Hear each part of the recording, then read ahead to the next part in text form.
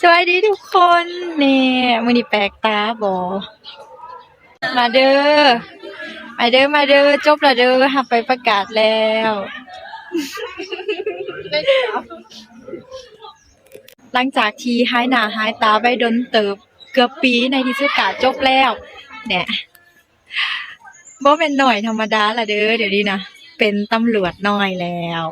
เนื่องจากว่ามื้อนี้เป็นมื้อที่ว่า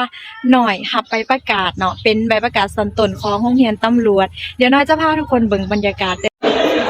เข้ามาในงานแล้วโอเคเดี๋ยวไปถ่ายรูปน้ำหมูกันเด้อบรรยากาศโอเคไปถ่ายรูปไปเยี่ยมบรรยากาศค่ะเนาะเนี่ยพิธีของเราจังหน่อยจริงเลย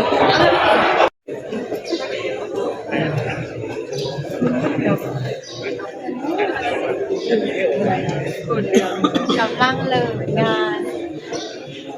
และตอนนี้ก็ตัดภาพมาที่หน่อยรับไปประกาศเรียบร้อยแล้วก็มีได้ดอกไม้จากหมู่นำเดะพิธีรวมๆก็จะเป็นประมาณนี้เลย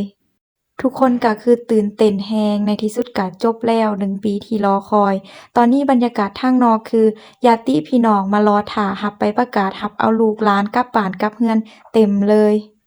ตอนนี้ตัดภาพออกมาทางนอกงานรถหลายแรงทุกคนเพราะว่ามีพี่น้องของแต่ละคนมาจากหลายแขวงแต่เหนือฮอดใต้เลย มาท่ารับความสำเร็จของลูกหลาน น้อยนะความฟ้าวทุกคนเอ้ยเสียดายบ่ได้เลาะถ่ายรูปถ่ายบรรยากาศให้ทุกคนเบิ่งคิดว่าวุดหนึ่งบัดแล้วงานทางในออกมาทางนอกแล้วจึงถ่ายสินะแต่ว่ามันบ่เป็นแบบที่เราคิดเพราะว่าหลังจากแล้วงานออกมาแล้วคนหลายแรงบ่ฮู้บ่อนไปเลยจักไผ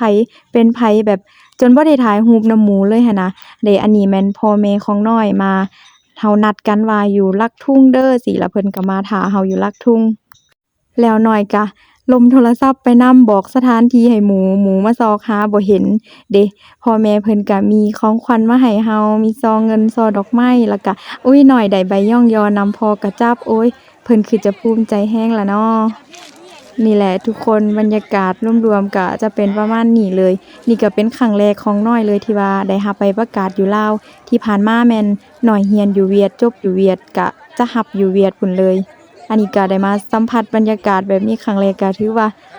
เป็นความทรงจำที่ดีที่สุดอีกมื้อเลยต่อจากนี้ไปก็ไปกลับบ้านเฮาไปใช้ชีวิตอยู่กับครอบครัวเฮ็ดหน้าที่ของเราต่อไป